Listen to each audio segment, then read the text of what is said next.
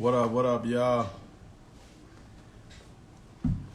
Welcome to the conversation today, man.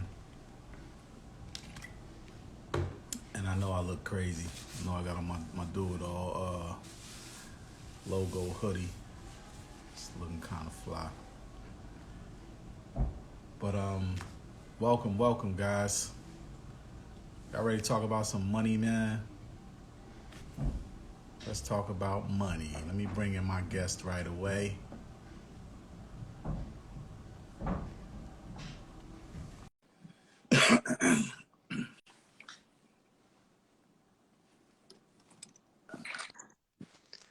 There it is. Bishop, There it is. My man, how you doing, bro?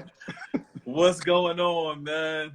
Man, listen, I'm excited, man. Look, two dudes from Newark. This is what we doing. Two I dudes love it. from Newark, man. Two dudes from Newark, man. First of all, I just want to say congratulations, man, on this right here, Culture of Money. But this is not your first book, though, right? No, it's not. I mean, it's my second book on the topic of money. The first one was called Seven Wealth Building Secrets, but honestly, it was very premature. You know what I'm saying? You get out there, you do your thing. But man, this culture of money, dude, this is so for the people. Yeah, Like this took years to get out of me, man. So the first book I don't even mention because it came out in minutes, man. But this is like soul food. It cooked. Well, I mean, I'm on, just to be honest and be transparent, I'm only on page 69. I just got the book the other day. You got the You know? 69? Yeah, I'm on 69 right now, man. But that's a 69 that you got to go back to. You know what I mean? This is not a book that you just breezing through like that, especially when it has a bunch of knowledge, man. But before we even get into the book, I just want to say Happy New Year to you, bro. Likewise. Like you said, two guys from Newark, New Jersey, man. And the older I get, Bishop, man, is the more that I feel like I want to share with my people through my experiences. I've been fortunate to do a lot of great things because of the entertainment business and just because of my traveling. But through those experiences, I learned how minute everything is and how much bigger everything can be. When I first got on, and meaning in the entertainment business, I'm 18, 19 years old, and $1 million doesn't come with instructions.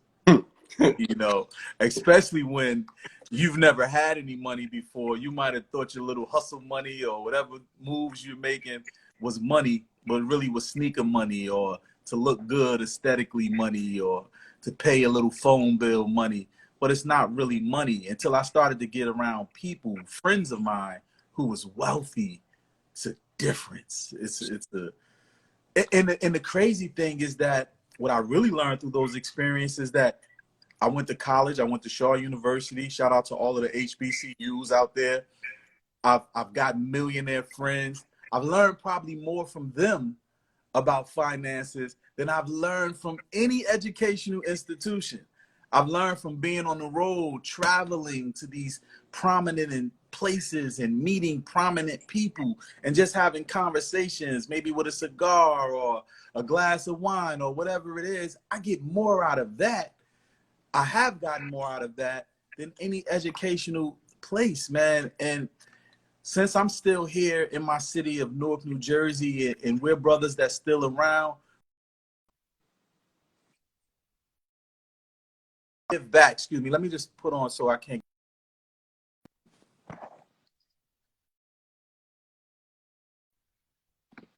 be able to give back, man. And I salute you on the culture of money.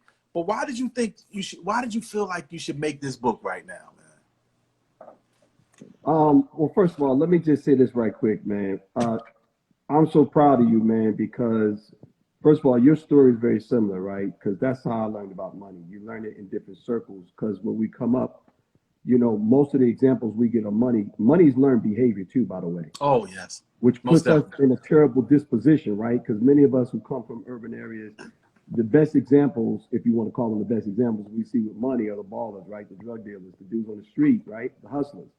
And they have money, but they don't exactly have wealth and money management and know what to do with it, right? And then you get into the entertainment circles or the business circles like I did, and you meet people, man, they really know how to make money. Like they know how to make wealth. They know how to create wealth. And so there's a difference from the hustler mentality of getting that money and then getting the cash and then learn how to build wealth, right?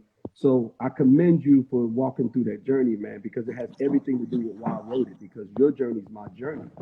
And ultimately, man, I wrote it, man, because, man, I'm tired. I'm tired of us. I'm tired of us not having what we need to have, what we deserve to have, what we're supposed to have. Like you, I'm passionate. I'm proud of being from Newark, New Jersey. I tell everybody who want to know, and I commend people like you who literally, your campaign slogan, do it all for Newark, right? Because that's what you're about. And I've been behind the scenes watching you do the heavy lift.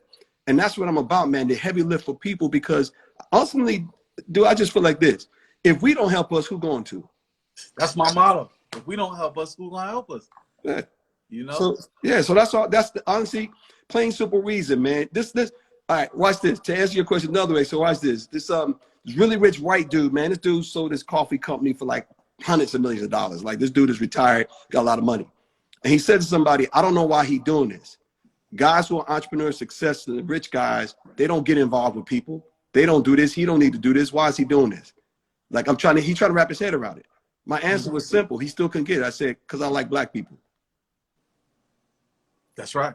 And to mention that too, man, I've been doing some research, just kind of, you know, I'm still learning. You know, I wish I would have learned all of this and had this mindset when I had that money. You know what I mean? And now I'm just rebuilding and I'm loving it. I'm loving it because I'm learning so many different things that I didn't know. And it's very exciting to me. But I was doing some research, and there was this, I think it might have been MSNBC, and they said black people have struggled because of a long list of government policies that facilitate wealth for whites and not for the blacks. What do you say to that? You know, like in other words, in layman's terms, for everybody out there, there's always been policies set in place, governmental policies and situations set in place for the white to get richer and for them to become wealthy, but it hasn't been set up for black people to be that way, with redlining, with housing and things of that nature. Can you speak on that? Like, do you talk about that in your book? Yeah, I do. Because here's the thing, right? So here's where the book begins. Here's really like what's in the heart. I'm trying to peek into the future of black people, and I want to future-proof the black race, right? So we have the result of all the policies you just talked about, the systems. There's going to be a $68 trillion wealth transfer taking place in the next 20 years. All right, now watch this. Dude, bruh, how much of that do you think is going to transfer from one black generation to another? Right. 3%. Right. 3%. That's not enough. This too. I touched on this, but go ahead. So you get it, right? So here it is. So that means my 20-year-old young brother today gonna wake up with a competitive disadvantage. He's just gonna wake up one morning and have a competitive capital disadvantage with somebody else that's 40 who gonna get money passed down to them and have wealth passed down to them. Now the question becomes, you know, that's the wealth gap, but I'm talking about the transfer of that wealth gap, right?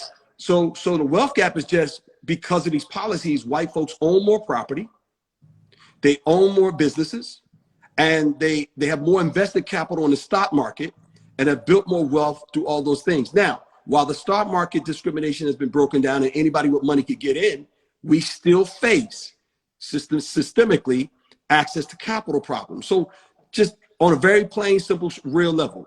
Right now, Newark got this project, right? They're putting up this website, nonprofit, and they're trying to allow people to get in on the housing game to fight blight, right? But here's the reality. We've seen this happen before.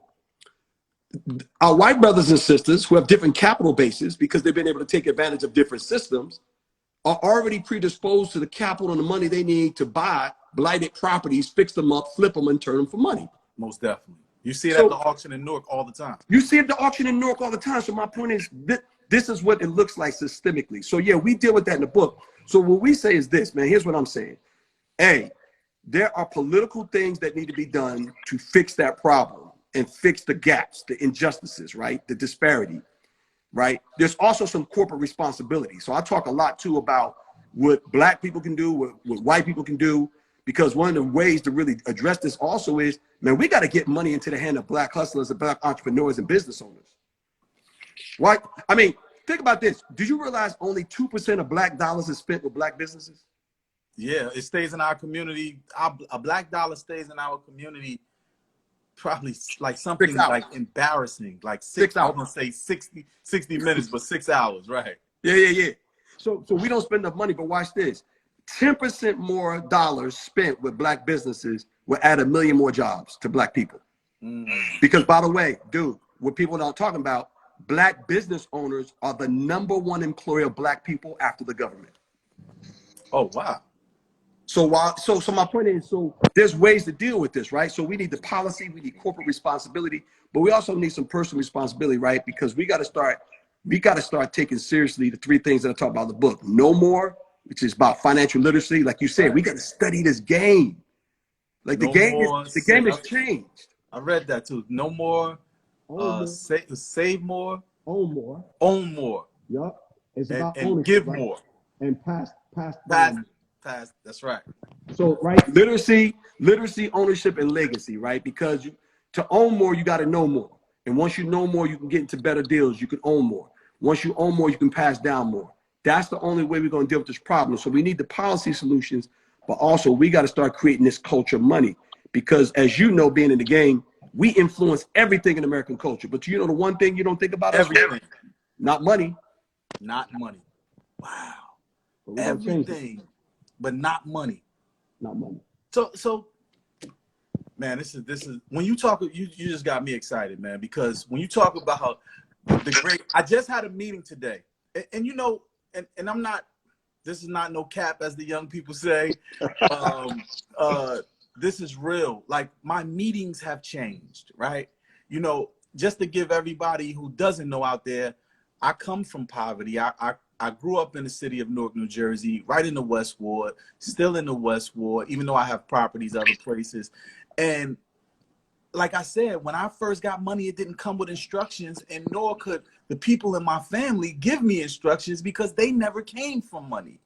You know, they can just tell you about what you should do or what they think you should do, but they have no actual factual references to pull from because they never had money. And I was just on the phone today. I had a few early meetings today, and it's just amazing me. I had to stop for a minute and just thank the higher being, man. Thank God for how my meetings change. My meetings have changed from talking about petty Annie stuff to $3 million, to $9 million, to, you know, projections of $1 billion. And I haven't had meetings like that even in the entertainment business. You know, we're talking hundreds of $1,000s or maybe $1 million on this, but the meetings that I'm having is changing. So I'm saying that because my mindset is changing, which is allowing me to be around different people like yourself who are smarter than me at the table, who give me information and mentor me and talk to me about money, because I never knew about money except to spend it. You know, I didn't know what currency really was and the power of currency. And it brings me to what something that you just said, talking about the great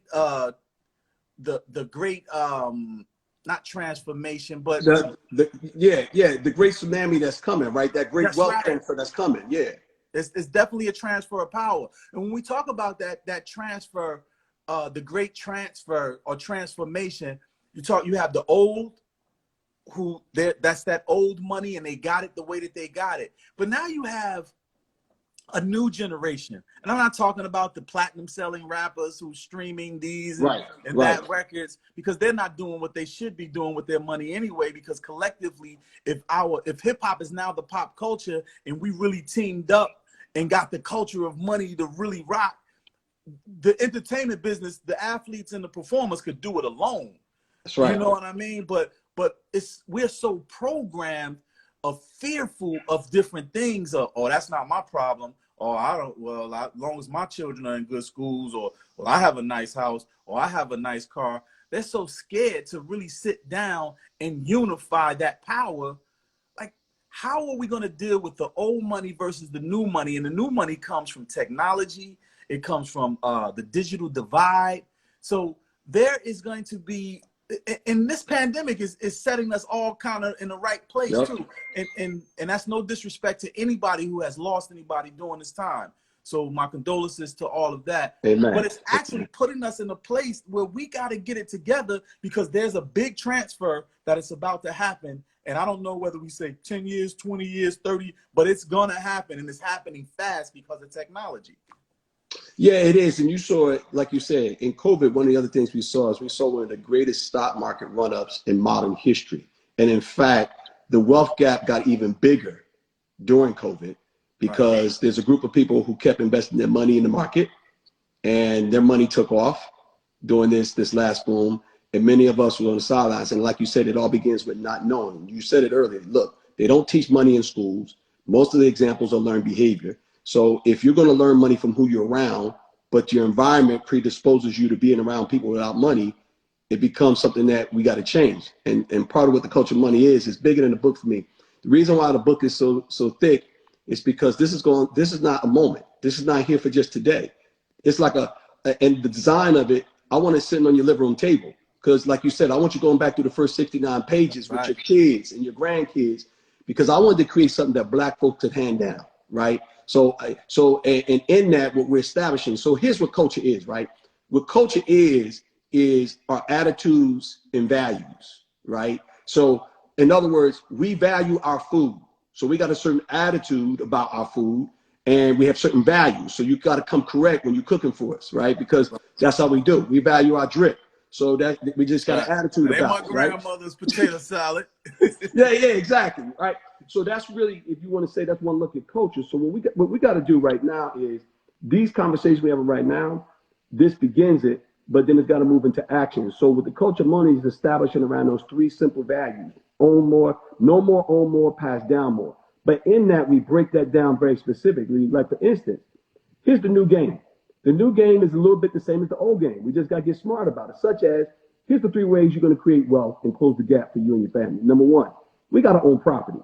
We don't own enough. I don't know if you're blocking your speaker, you might have your finger over the speaker. Oh, my bad. Yeah. My bad. I said we got to own property, man. We got to own property, right? So we got to get into the property game. And I dropped some serious statistics in the book. Like literally, there's only like 10 white families that own 90% of the property in America. Okay? So we got to get on the game. The other way we got to get at reducing this gap and get ready for this transfer is we got to own more businesses. Like, and I'm talking about, watch this. I'm not just talking about owning a business for the sake of saying I own a business or I'm an entrepreneur or I got a side hustle. I'm talking about building one for profitability, not just getting product to market, but getting product to profitability, because from profit, you can reinvest in scale, because a lot of our businesses, we don't have scale, right? So we have a lot of solo shops, one-man shops, which means, and by the way, dude, I'm dealing with some real stuff that we got to, we're going to be healed from it. And it's changing. And so we got to learn how to collaborate better. Like, watch this. Like, let me get real with this for a second. I want to show you something, right? Because you're my man. So, and I trust, look, people on your audience and my audience, we're family. No doubt. And so you was just talking about those money conversations, right? Right. I'm about to show you right now, this is happening live. This is a money conversation. We got to get involved in the equity market. So let me flip this camera around, right? Now watch this. So look, this is my man. This dude right here, I invest with him. This white dude, man, he's worth $30-40 million. He's a good investor, right? We invested in his stock, and he texted me, and look at the conversations he's having. Like, it's on its way close to 40. And he's educating me. Just heard about the shorts are covering because they're scared of a big squeeze. Now, you may not know what all that terminology mean, but this is financial education. And I'm learning through this dude, investing with this dude. Now, watch the numbers. This is the kind of conversation we got to have. This is my conversation with him today. I'm trying to get 150,000 short position on GameStop. Zero availability in market. I'll make a 1.5 million in a week if I can pull that off. This ain't fake stuff. This real. Real. Oh my This God. real. But see, that's what I'm going down there about, man. Yo, you look. So I'm just so excited right now because look. Before I went on my birthday vacation, I turned 50 2 weeks ago.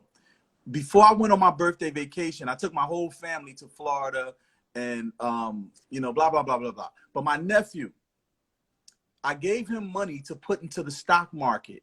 Nice. Now I told him, if he blows it, it's like he asked me for something, and I told him, instead of me just giving you the money, I will give you the money to invest in the stock market. But before you invest one dime, I need you to study. I need you to research everything that your 21-year-old mind can, 21-year-old mind can gather. Bring it to me, and I will do the same. So here we are learning together. But now I got so much on my plate and my agenda that I can't just hover over the stock markets. But now I have my nephew doing it, investing money, learning. And this way, even if he blows it all, I guarantee you he won't blow it all like that again, because he's learning, you know. And what you just showed me is some things that we just talked about. We're sending stocks and back and forth to each other because I'm new to it too, you know. But I trust him enough that his youthful mind is going to probably see things that I, you know, a little from a different perspective than I see it. And both of us together, from an elder standpoint, from a youth adult, will see in different ways. So it's great that you talk about the conversations that you're having, because I wanted to know too, like, what is happening? Like what is the culture of money? Playing it out. What is the culture of money? And what is money mean? And not in the typical sense that everybody, oh, I have a few bucks, I have a couple of dollars, I have some cheddar, some fetty, whatever you want to call it. But what is the money in its root word essence? What is money, and what is currency, and what is the culture of that money and currency? Listen, I'm gonna give it to you very simple. In chapter 6, I break this down, and here's what I think money is, and what the culture money is all about. It's about own or be owned. Plain and simple, right? So black ownership is everything, right? Because you can't pass down what you don't own. So if you don't own that, you don't have no legacy. Right. So it's about owning or be owned, right? And ownership is freedom, right? So we all talk about slavery, but you know what's also slavery? Poverty. Woo. I always say too, I just had a meeting where we talked about poverty, and we were saying that poor people, somebody in the meeting said poor people make poor decisions. And I just thought about that, and I was just like, wow, if we don't have the education of what money and currency is, how can we make proper decisions on a level with people who actually know what currency and money really and truly is? Thank you for saying that. See, because one thing about my book is, and my heart is this, and I know your heart's the same. We don't tear down black people. We build black people up. So this is not a complaining book about what black people don't do. This book is a positive book. This book is about healing. This is about what we got to do and how we going to get it done, right? Because what you said is so sensitive. You know, yeah, poor people make poor decisions, but it's not because there's something inherently wrong with being poor. Not that there's something inherently wrong with you, like you can't understand. Listen, man, you give a black dude a hockey stick, he going to get the Stanley Cup. You give a black sister some skates, she going to do a routine you never seen before. You saw the girl at UCLA right? Right? She brought hip hop to it. Oh my God. She brought a little hip hop. Hip hop is the pop culture. But they didn't know what to do with it, right? So my point is, yeah, what we need is opportunity, and what we need is information. And then we also got to put in the work and do it. And that's why I talk a lot in my book about also like even wrapping this all together. But it's also hard to own without the spirit of collaboration. Like we got to collaborate, right? So like I'm a private equity investor. So what that basically means is I'm like the guy that will be invested in Facebook before it went public. And so I do private equity investing. The guy I was just showing you, this is some private equity money that we got out in play. Now, here's the thing. In the venture capital private equity world, I'm never using just my money by myself. We call it a syndicate of people. So there's a group of us always putting each other on. There's a group of us, there's no jealousy in this game. It's about making that money, making that cheddar, and we put it together, and we work together, we analyze together, we learn together, we watch together, we grow together. By the way, sidebar, this is why it's hard for black companies, even in the tech game, to get funding. Why we're trying to call attention to the discrimination happening in the funding world, right? Because these white boys have social capital. They can raise that money on an idea in a paper napkin. Oh, facts. I've seen it happen. Literally, You've seen it. I've seen it. I was at a table with a college graduate of mine, dude. This dude raised from Goldman Sachs, God's my witness, $500 million over lunch. See, that's other type of that's another type of meeting, you know. And I want all Black people who are on this line right now, all the people who are listening, all the people of color, and people just period, that this is a reality. This is a reality. You can turn that into, this is not just the dollar in a dream like the lotto. It takes time, because nothing worth having happens overnight. But you can build it up, because by the time you look up, man, look, I said I just turned 50 2 weeks ago. I still feel like we just dropped Chief Rocker.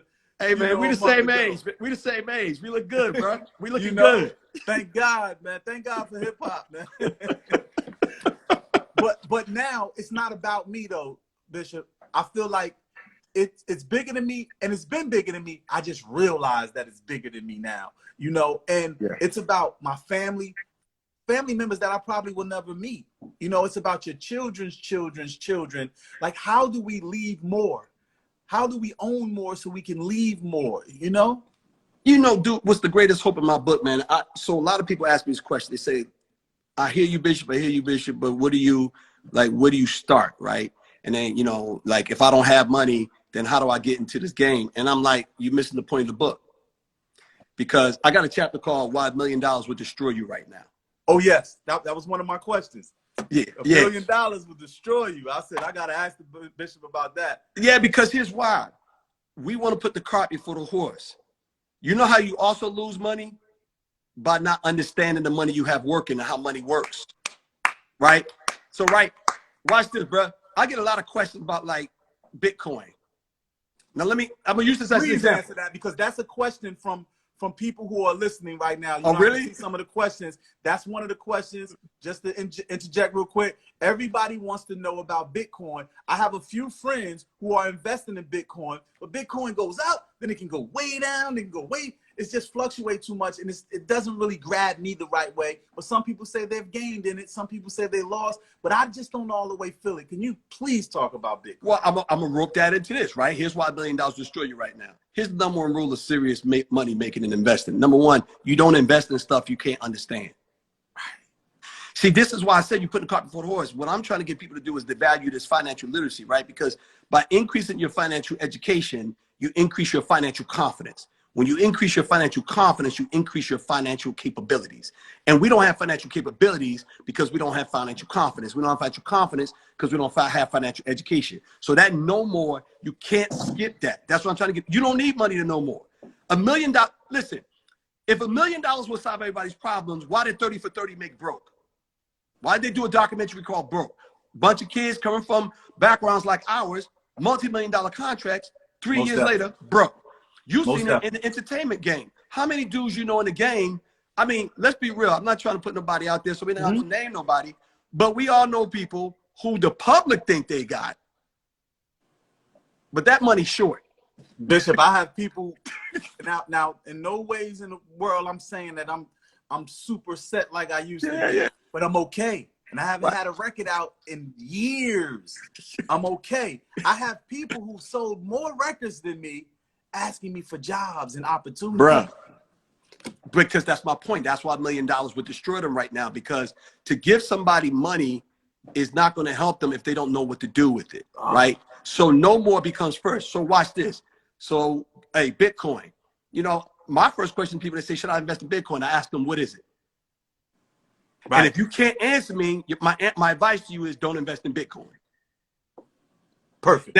Now, for a sidebar though, here's cheap though. I got to hook the people up though, because some of y'all go invest in it anyway. So I want to hook you up. Bitcoin, by the way, may be a little pricey for you, but you can get some of the other cryptocurrencies. Two that I'm tracking that I always like is Ethereum. You know, ticker ETH. Why? Because actually the blockchain technology, complicated talk for how the money works. It's actually more useful than Bitcoin. Bitcoin has very limited applications, a lot of hype, but Ethereum is actually getting used. And so you're going to get some run up in that, and the price point is cheaper. And I'll give you one even cheaper than that. Man, I'm in love with Chainlink. Chainlink is cool. Chainlink is cheap. Right now it's running about $20. I mean, I started tracking it at $2, and it's something that I'm playing with. But again, Bitcoin is what we would call speculative money, speculative investments. And honestly, anything speculative is lottery style. So you really shouldn't invest in it with money that you might actually need and actually might want to grow. Because like you said, you could lose it all. Again, what I'm dropping is knowledge, and that's where it begins. Because you can't make money if you don't know more. Bishop, look, for some reason, I don't believe in coincidences, you know, and I had a meeting this morning with a multimillionaire who is talking to me about getting my relationships and my resources and things that I'm involved with to start messing with the blockchain. So to hear you say that, and to hear you verbatim say a couple of the companies that he talked about, and he said the same thing, he's not rocking with Bitcoin. Yeah. It made me, because I know you. I know who you are. You know, I know what financially you're cool. I won't put everything out there. I just say that. I just say financially you're cool. And to hear somebody else who is involved in something, like you said, it's learned behavior, who is involved in something because of their actions, and then hear this ultra multi-millionaire who I just got off the phone with talk the same thing that you talk. That is what's the thing that the lady got locked up for that rocks with Snoop now? Oh man, Martha Stewart. Martha Stewart. I want to say Martha Vineyard so bad. Martha Stewart. You know, that's like the inside trading for real. That's the real way. When you have people who have successes with certain things and they have actions and get the results from those actions to prove through their experiences, then that is the power, man. You know, that is the power. You know, another thing I wanted to ask you, when you talked about the voice and our people and coming out of poverty, you're right. You know, not all impoverished people make poor decisions, because there are a couple of people who luckily make it out, you know, through hard work, through studying more and finding out more. But when we talk about voices in our community, I came up in an age where my grandmother was the matriarch of our family. We called her Big Mama, you know, and for sure we called her Mama, and she was like everybody's mother, even if she was their great grandmother. And she was real heavy into church. You know, she was a Christian and she lived by it. It always got her through great things. But the voice of the church back then was different. And now that I've been messing around with politics, and it seems to me that the voice has dimmed on the black churches and the brown churches. And believe me, to anybody out there who is religious and faith-based organizations, this is not a diss. I'm just saying that the voice of our faith-based organizations have dimmed. The voice has lowered, and some of the voices have become more political. Why do you think that? Like, where's our black churches? They used to be such a figure piece in our communities. What has happened with that voice when it comes to money per se, like, and culture and all of that? What's happened? Well, first of all, I appreciate you being respectful and all that, right? But I'm a bishop, so let me say it, man. You being respectful. Yeah, man. Let's just keep it real. The black churches and brown churches have become quite irrelevant in terms of doing what Jesus set out to do, which is get into the lives of people and help them lift their lives up, right? And so I think many times churches have become more consumed with building buildings over people. And not realizing that if you build bigger people, we'll build bigger buildings. We'll build brick and mortar will become bigger. Yeah, but you got to build the people up, right? So let's just keep it real. And I talk about that in my book too, man, because my whole last chapter is really kind of a clarion call to cry out with a prophetic voice to the black churches, because we are the gatekeepers of black culture. That's the place where you still get your Sunday dinners. That's the place, by the way, hats off, salute to all the, first of all, everybody think about churches, they always go to mega. But some of the best churches right now are the ones on your corner block, because those are the ones who like those people. Storefronts, definitely. Those are the ones cooking dinners for the mothers in the church that's in a seniors building, dropping off groceries for mother and them, and becoming family, right? So at the end of the day, without them, our community would be suffering. So they're still doing the work. They're doing the heavy lift. Now, they don't have the notoriety, but they're doing the heavy lift. But yeah, Right. the black church then, what you're speaking of about the dimming, black churches have lost their prophetic voice. So we go from Martin Luther King, and then and we had this great prophetic voice. And by the way, his agenda was economic, right? So at the end of the day, People don't know that, people though. don't know that. He was about the money, right? Remember all the boycotts he said, and he was big, by the way, buy black and the whole, using black economic power to send a message. He felt, as I feel, this is God's will, that we do better, that we be included in his dream, that we have what we have. And so what has happened, the dimming you're speaking of, is the yearning to hear those prophetic voices, and also to turn those prophetic voices into practical application, right? So on Sunday mornings, I always say one of the biggest problems, when they finish shouting and raising their hand, they're going to go back to a money problem.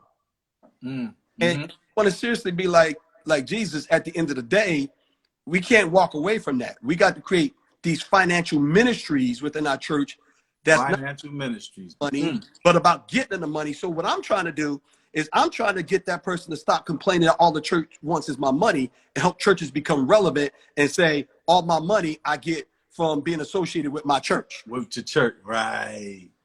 So that's so you're saying that the church, don't get me wrong, the youth ministry is very important, but maybe they can substitute one of the cake ministries or the cookout ministry for financial ministry. You got to listen. In this day, like you remember, you just said it earlier. You said, look, there's some new ways we got to do things. One of the new ways church has to do things is you have to have a financial ministry. And I'm not talking about, watch this. Let me be real. Let me lean in, just in case y'all, some of y'all out here, you ministers, or you working in ministry and volunteering. I'm not just talking about teaching people how to give. Financial ministry teach people about money, the nature of money, how to use it right, how to be good stewards of it, how to invest it, how to own businesses with it, how to level up from it, how to collaborate with each other on it. I'm talking about going through all that. And I'm glad you asked that question, because you look, and I hope you don't mind me putting this out there. I received that criticism from you because I pray with you. Right. See, that's right. People following you may not know that, but you and I pray, right? That's and right. So we pray over big moments in life. And so I know that you levy that criticism from a yearning in the heart to see the black and brown churches do better. And, right. and I say amen to that, because that's what we got to do. And you know what, Bishop, I'm glad you said that too, because a lot of people don't think that or realize that. They think that I have a good job, I have a nice car, I have a decent house.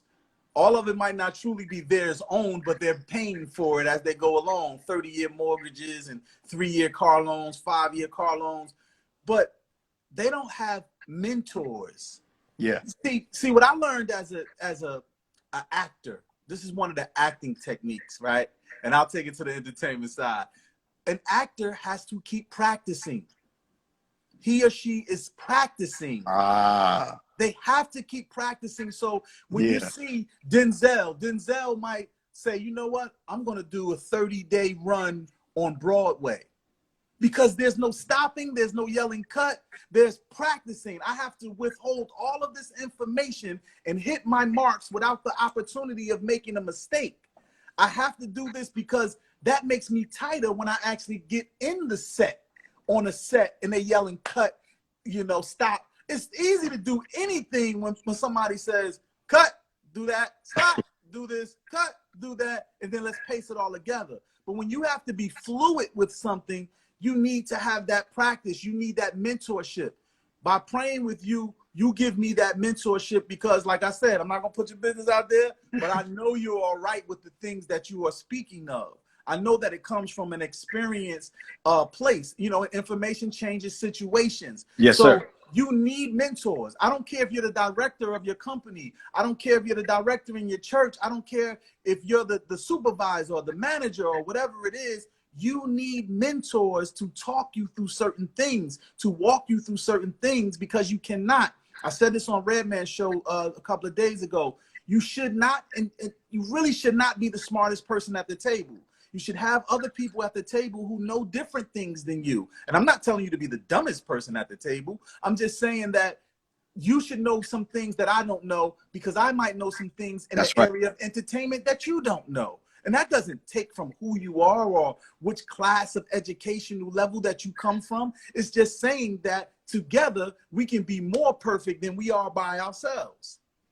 Yeah, man. And you know what? And that's why I say this is a layup, right? So with this movement that we're doing, we're gonna be here for a while. This is platform, right? So we're trying to give Black and brown churches a plug into that platform. And it's, the train has left the station. Get on board or don't. That's fine. But what we're giving, man, we got curriculum coming down the road, man. We have discussion guides, everything. Why? Because we're gonna give people the tools, because a lot of churches may not know how to do financial ministries. So we're gonna give them the content, the courses that they need. Because again, what you just talked about in terms of church language is discipleship, right? A disciple. Who also used that word? Kareem Abdul-Jabbar used that word. He said Bruce Lee used to use that word. He said he was a disciple. He said in martial arts, you're a disciple of a master, right? And so what you just talked about is discipleship. And discipleship requires a master and somebody who wants to glean and take that mastery from them and then become a person who has mastery themselves in a topic. So like I said, I think churches, community groups, HBCUs, everybody, this is a layup. We can now, we have the mastery within our community. It's not just me, the other voices out there. But now we have to glean this mastery, package it, and then disperse it out and distribute it out in the community. And by the way, no better place to do to help disciple people financially into health than churches. Like churches are ground level in the community up front. And think about this. I mean, what kind of testimony is that? Just imagine that local church who every week got financial classes, helping people live, helping people know more, introducing people to not pyramid schemes and sham opportunities, but real property investment opportunities and other things that are coming through that local church because of the collaboration and the wealth built in that church. I mean, that's a whole different testimony. Oh, it's very much a different testimony. Like I said, I keep getting chills because, Bishop, I'm learning a lot by going through these modes myself, probably the last 2 years. I'm just learning so much, and it's almost like aha moments, because when I've had that money, that entertainment money that was just so in abundance, I didn't know what to do with it, so I misused it. I didn't know how to use it, so I misused it. So how can we, to all of the people that are on right now, what are some of the steps that we can talk about, or does your book talk about moving toward the wealth? And that's one part of the question. What are the steps to move toward wealth? And what's the difference between being rich and being wealthy? All right, so real quick, the Cliff Notes version of that. Yeah, I walk in depth in the book. So the basic premise I talk about is, you got to start with a proper diagnosis. So what happens in the marketplace is most of us, the way we manage our money, again, it comes from experiences, learned behaviors, but we don't really diagnose why we do what we do. So part of the book, I take you through a self-diagnosis, right? And I help you unpack and identify one thing I call a money script. Money scripts are these things that run on autoplay in our head. And you can't really control what you're doing out there with your money if you don't know what's automatically running in your spirit, right? And so we help identify that. And I identify 5 money scripts so that you can, associate yourself with the one that most describes your behaviors and what you're doing. So that's really the first step. So I will categorize all that by saying we got to do the inside work first. We got to own our space and work on the inside. So I'm going to help you. I'll help walk you through what's going on in your head so you can figure it out. And then secondly, we start to shift in that book towards now, let's understand what it's going to take to build it. And what it's going to take to build it is getting ourselves financially healthy. So once we get on the inside, yeah, we all know we got to save money, but Black folks, to me, don't have necessarily a budgeting problem. We have an income problem. If you look at the numbers, budgeting advice is broke for Black folks. Is why most of us don't do it, don't work, because we already know budgeting ain't the issue. We ain't got enough to budget. Right. So what I start to talk about are the things that help us get to budget, help us get the money to budget, which is getting those multiple streams of income, from properties, from investing. And I talk about strategies for doing that, such as pooling dollars, right? Like the story of the young sisters down in Georgia who bought all that farmland. They're going to build their own town. Well, you can only do that with the 13 to 15 investors that none of them are rich, but together they have economic buying power. Yes, because even when you put your credit together, look, I can come into a room with 50 people and we all have 500 credit score, and you can walk in a room with two people with one with 750 and one with an 800 credit score, and it's still going to give the 50 people with the 500 credit score the deal before they give the person with the two people with the higher credit score, because collectively what that credit score means and that credit power means. And the same with the money power, right? Because we got, and that's one of the principles I talk about a lot is, you know, so part of our leveling up, we think we got to do it all by ourselves. And I'll be honest with you, I didn't make my money by myself. I made my money with other people. I wouldn't have a dime without other people. Right. It was other people bringing me into opportunities, other people putting their dollars with mine. And by the way, that starts in the home, right? So, you know my family, you know, right. We ride or die, right? And that's so right. Y'all ride or die, definitely. You come for one, you come for all. So at the end of the day, but what we also did is, even on them streets, we put our dollars together. We learned that from my mother and father. You know, every dollar, we put it together. So we go through all those type of things. And then at the end of the book, man, I'm walking people through how to set up that legacy plan, like the things you need to do step by step so that you can get that legacy plan. And I talk about more than passing down money. I really talk about passing down vision, because our young Black kids, man, they don't have vision for the future, and we got to pass that down to them. Man, you are really dropping some knowledge. I mean, I know we can't give everything away, because people out there, man, to everybody that's on, thank you for tuning in. We're not over yet, but thank you for tuning in, because we've went through so many things 2020. You know, we went through Greg, we went through George Floyd. We went through pandemic, whether you believe in the conspiracy theories or not, or people are dying, you know, and we have loved ones, families, and friends who are dying. Yeah.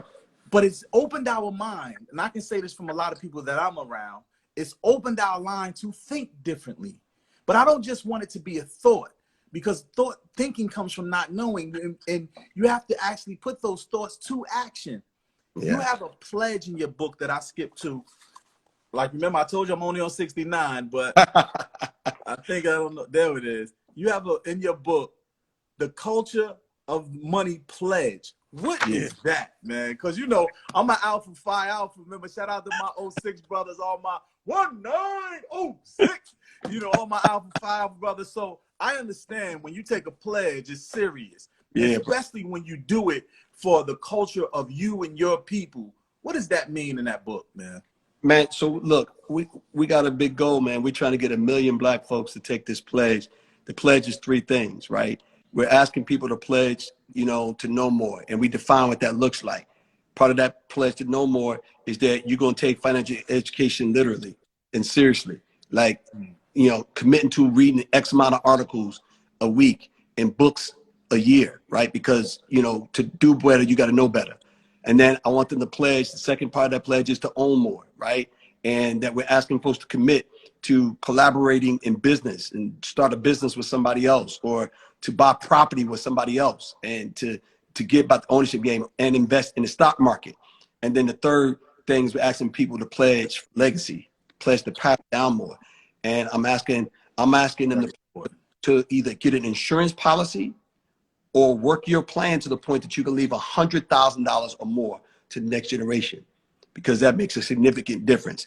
And that's not a high bar, right? Because no, it's not a high bar, man. We're not doing that, man. The average net worth of we talk about the wealth gap. The average net worth of a Black family is $13,000 compared to $140,000.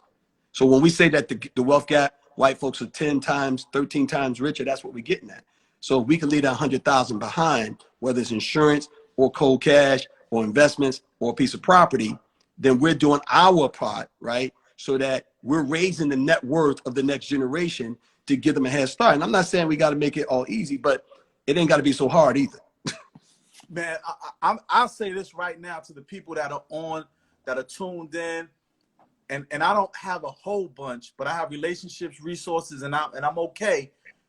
I'll make the pledge to let's do business together. Anybody that's on this line in the vicinity of Newark, New Jersey, or the greater Newark, New Jersey, come do business with myself, Redman, Benedict Guerriere, and DeAndre Salter, Right. because these are people that I know who knows what they're doing. You know, even if I don't know everything, we have people who know what we're doing. I'll give you an example. There was a gas station in Newark, New Jersey that was selling for $1 million.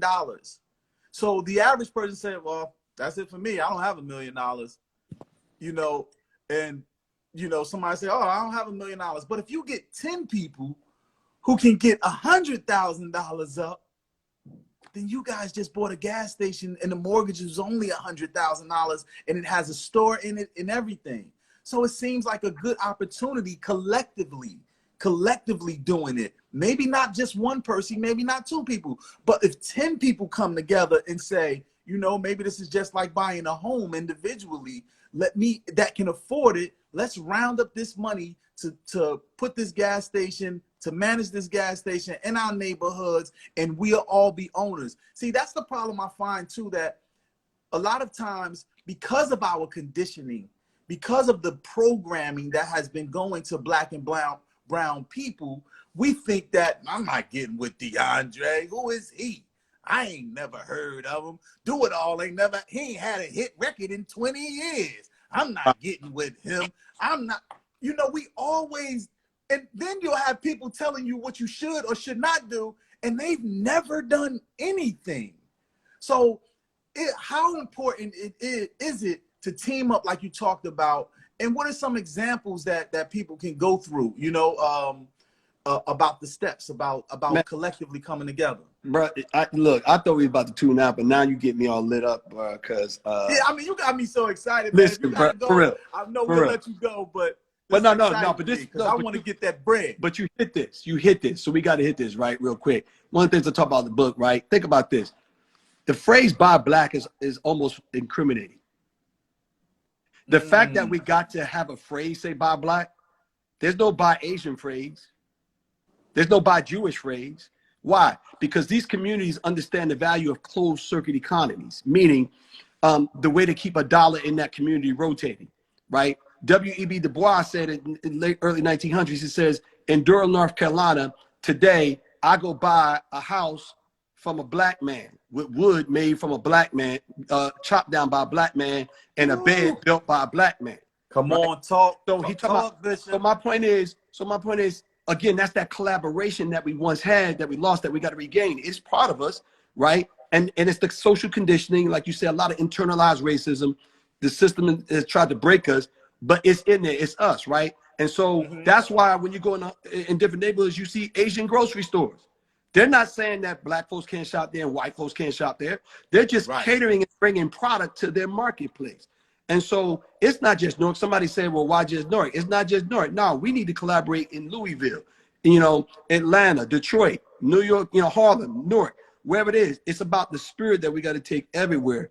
And so that's what we talk about. And some of the models I present, I talked about pooling money for investment. I give plenty of examples of how to do that. You know, I talk about pooling the money, like, for instance, we're starting one in our church real soon. We've been researching it for 2 years because we don't want to jump into and people lose money. But man, we're starting investment clubs at the church. That's beautiful, man. That is what we need. That's what we need. All of these extra activities, you know, I have young adult friends and family members who stay on the game. They play a PS5 for 4 or 5 hours. I make sure that my little nieces who are 8 and 10, who now own a health and beauty company called Boom Cosmetics, that they give me 4 hours to 8 hours out of their day. Yeah. You know, like they have to put in 8 hours a week for their job. And that job is to sell health and beauty, which is Boom Cosmetics. But I teach them this at 8 and 10 years old, so that by the time that they're 20 years old, their mindset is already developed and already knowing what to do when it comes to finances and things of that nature. So before I let you get out of here, though, Bishop, I have to say, everybody that's on the live right now, this book is amazing. It's made by us for us. You know, DeAndre Salter, Bishop DeAndre Salter, and so many different things. Before I ask you this last question, I know we didn't really get into this. Could you let people know who are you, where you come from, just a couple of tidbits about you, about who they're reading and what they're reading. Just give them an idea. Listen, man, grew up in Newark, New Jersey, you know, working class parents. My father was a mechanic. My mother always did work in the church. And me and my, you know, 5 brothers and sisters, you know, we did the best we could, man. So I did like everybody else. Like you, went to school, went to college. Here it is, got my first college job due. Didn't know what I was doing with the money. You know, spent it, didn't manage it right. It wasn't that much to make anyway. I ended up filing bankruptcy at the age of 21, right? 21 years old. I was working in the insurance industry. 21 years old, bankrupt. Man, I was so embarrassed. They were sending sheriffs to with garnishments to my, you know, job in Manhattan. I was, you know, just low-level employee, and here's the only black guy in the department, sheriff walking through, dropping off garnishment notices to the HR department to say that this dude don't pay his bills. So a lot of public embarrassment and shame, man. But I tell you, through the grace of God, there was some self-discovery, and you know, God woke me up, man. I used that moment when I was in bankruptcy court, and that man said, "You're 21 years old, but you're not worth anything." That hurt me.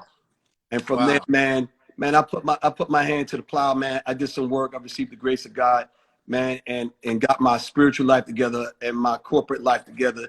Started to really put my hustle game together, man, and did really well in corporate America.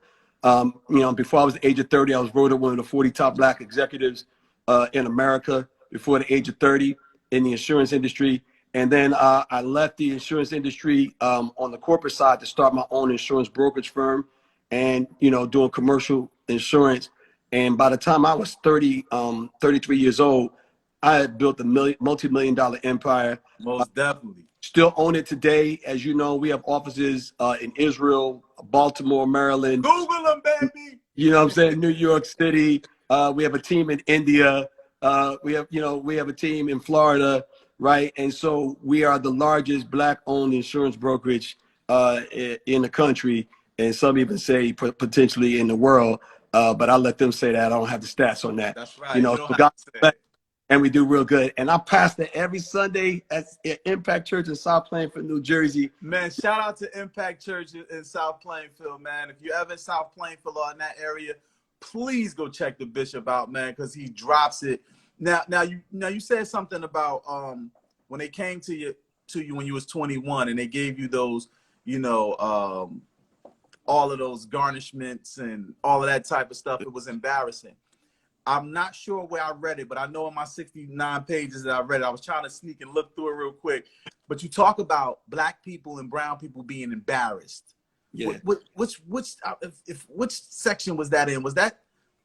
Yeah, that's the first section when I start talking about diagnosing the problem, right? Because, you know, I talk about black kryptonite and black shackles.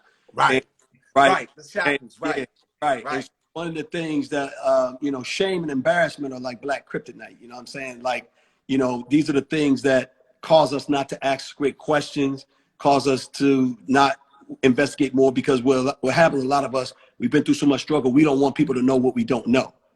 What I had to find out, though, when I got into like later in life and got into investment circles, in fact, what you don't know is actually what people want to know. They want to know what you don't know so they can help you. But I grew up with the mentality is if you don't know, don't put your business on the street. Don't let people know what you don't know. Right. But that'll hit your pocket real hard, man. So yeah, that shame and embarrassment was on me too.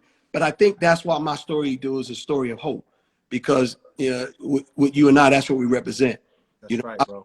I believe at the end of the day, the culture money is God's ordained will that black people be lifted up.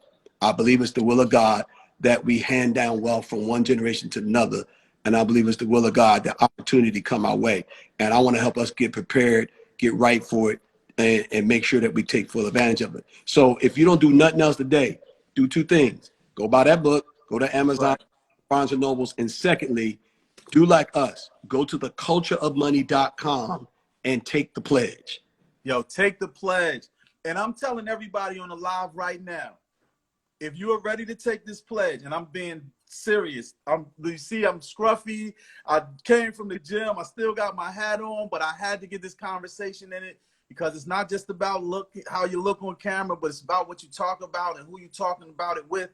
Please go get The Culture of Money by DeAndre Salter.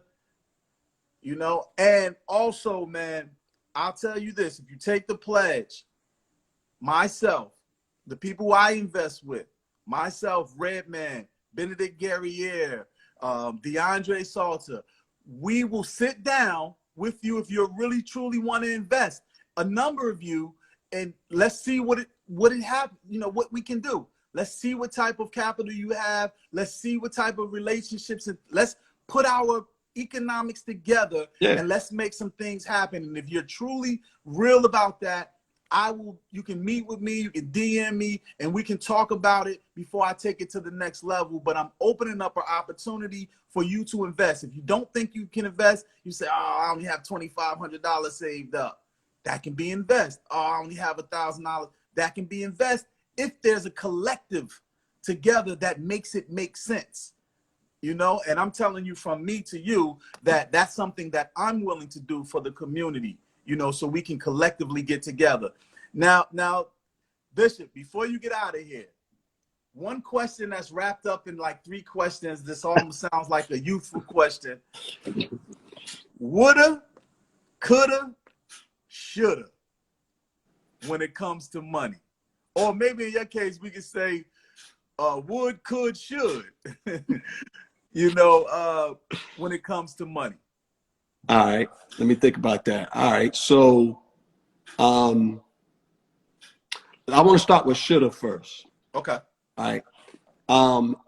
And I talk about this in the book. I should have invested more money when I was on the corporate side of my 401k. I was an idiot, man. These white folks were getting that corporate match, and the company I was with was giving you 4% free money, dollar for dollar. That means up to 4% of my salary, dollar for dollar, they was giving me for free. That's right. So I not only did I leave the money on the table, I left all the investment proceeds from that money, and so that's on me. I would have done that. I mean, I should have done that definitely. When I was coming up, the woulda for me would have been, I think I would have. Bishop, before you go to the woulda, when you started with the shoulda, so those people, just because we talked through it real quick, those people who right now are in corporations that have that same type of deal or similar, 4% dollar for dollar. Get it. What? Get it. It's a no-brainer. Get it.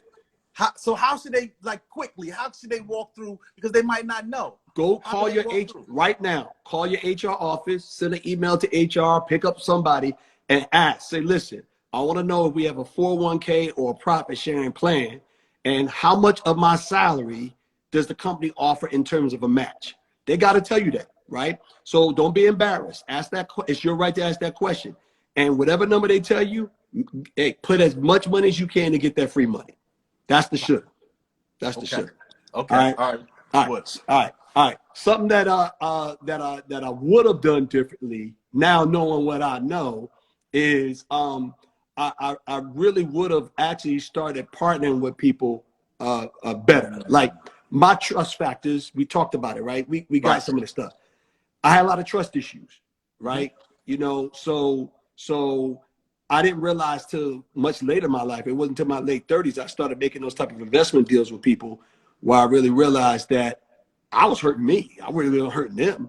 Now, I needed to be a better judge of character and have more discernment, right? Because not everybody who want to be down with you can be down with you, right? Because some of them ain't on the level in terms of their character, right? And how they're going to roll. So I would have done that differently. I would have done more collaborative partnerships and things like that. And what was the last one? So woulda, coulda. Woulda, coulda, coulda. Oh, could. Well, could. Well, let's go with could, man. Yeah, let's go with the could.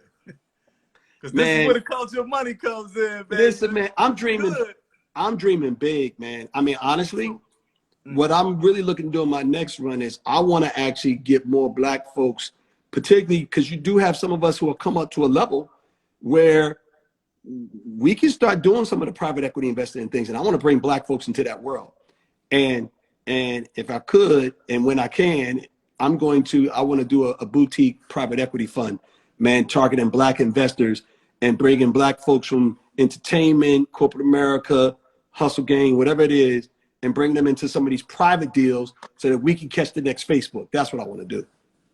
Man, we're on the same page, because that is what I'm talking about with the people who I know have money. I just came from Wyoming a few months ago with Dame Dash and Kanye got the ranch out Yeah, there. y'all was the only black people there. Oh yeah, it definitely wasn't our state. I'll tell you that. When I walked through the airport, it was nothing but a red state. It was Trump supporters everywhere, Cowboy hats, freedom fighters, and patriots, and all of that. But Dame and Kanye, I mean, Kanye's ranch is like the city of Irvington, and Dame has this little 25-acre ranch, the Dusko Ranch. But even more importantly than that, we sat there with bishops, senators, doctors, congressmen, entertainers, and that's what I love about it, man, because it's bringing people to the table to have these conversations. And now we have people at the table who actually have the finances to do the things that we never did when we were younger. So to make all of that come to fruition. And that's what I look at. That's how I look at you, to you, man. We're two Norkers, man. We pray together, we support each other, man. And I just want to say thank you. Thank you for being an example from the city that I come from, because you are a Norker. Whether we leave or not, you are a Norker. All day. And I want people to be inspired, not only from Newark, though, from the surrounding area, from people who watch this live. I want them to understand that they can be you. Now, a lot of times they want to be LeBron James, or they want to be Drake, or back in the day, Lords of the Underground, and that's cool. But I want them to know that even if they become them, they still have to become this. And when I say this, I'm talking about understanding the culture of money. That's right. Thank you, man. And first, man, and thank you for sharing this platform with me and get me in front of this audience, because, man, this conversation, this is where it's at, and it moves from here to action. We're both out here doing it, and we're going to keep doing it, because just like we started. Why? Because we love black people. Because we love black people, man. and people ask me that all the time too, man. And I know you already know because we talk, but I'm glad you came on. I was doing a live show before, and I kind of halted it because a big company said, "Oh, I want to put your live show on a podcast." Then I kind of fell back a little bit because I noticed everybody was doing a podcast, and I didn't want to be like everybody. But then I started to say, you know what? Maybe I can just do random lives when it really means something, by bringing people who like you on, because this is important to me. Anything that I know that helps me and benefits me, I want to bring that in front of the masses, in front of the people. I will tell you this, I haven't said this out loud really to people, but once again, I will be running for the councilman slot in Newark, New Jersey this election. And there it is. But I haven't really mentioned that. I think I might have mentioned it on the Red Man show. But this is why. This is why to start conversations like this, but not just to start the conversation, to actually do the action that brings forth change and fosters change within our community. Otherwise, if I'm not about fostering change in our city with information that changes situations like this, then I can move to Miami. My family just had a great time in Florida. I can move somewhere hot and live off of royalties and investments that I have, and just, not care about everybody else. But I want to leave a legacy. I want to give more. I want to pass down more. And that's what you teach me. That's what you show me, man. And I'm thankful for that. I think that we need to read a little more. Is it on audible.com yet? Soon. It's not on audible.com yet, but we're working on that. I think it's coming. The publisher's getting ready to get that out next. Okay, because I was about to say I got some friends over there at Audible if we need to have another conversation. Hey, yeah, we got to have a side conversation. Yeah, we need to, because this needs to be on audible.com, which is in Newark, New Jersey. That's right. They need to house one of their own. You know what I mean? So everybody out there, man, I'm not just joking when I say the culture of money. I'm not just playing around. Y'all, I don't really come on live or tell you things that I don't do myself, or read myself, touch myself, taste that didn't sound right, but taste myself and all of that type of stuff. I salute everybody that's tuned in. I got my autograph copy, so I don't know what you got to do for your autograph copy, but please follow him on his social media. Check out The Culture of Money on IG, and also check out DeAndre.Salter. I believe that's your Instagram, right? DeAndre.Salter. check that out and follow him, because this is what we need. I don't care if you're a parent of 3 or 4 people, 5 people. We all need mentors. We all need people who do things that we do not do and we don't have the experiences in doing. Please follow this man, because this is money talk, for real talk. This is life talk. You know, it's about currency. It's about all of that type of stuff, man. It's about saving your family, generation after generation after generation. And there's nothing wrong with that. Just like others have done for their families, you know? Yes, sir. We appreciate it. Thank you again, man. Love y'all. And let's go do this thing. Love you too, bro. Thank Peace. you, brother. Talk to you soon, all right? All right. You got it. Peace. So, yeah, y'all, man. Thank you guys for tuning in. Like I said, I know I don't really get on live and do these interviews as much anymore, but I had to bring him on because I'm learning so much about money. Shout out to DJ Tate. I love you, D. Shout out to Cordelia Donovan as well. I'm learning so much about money. And I know, you know, I had money in an abundance at one point. I'm okay now, but I wish I would have known what to do with it when I was using money and was misusing it. You know, I want to utilize it the right way.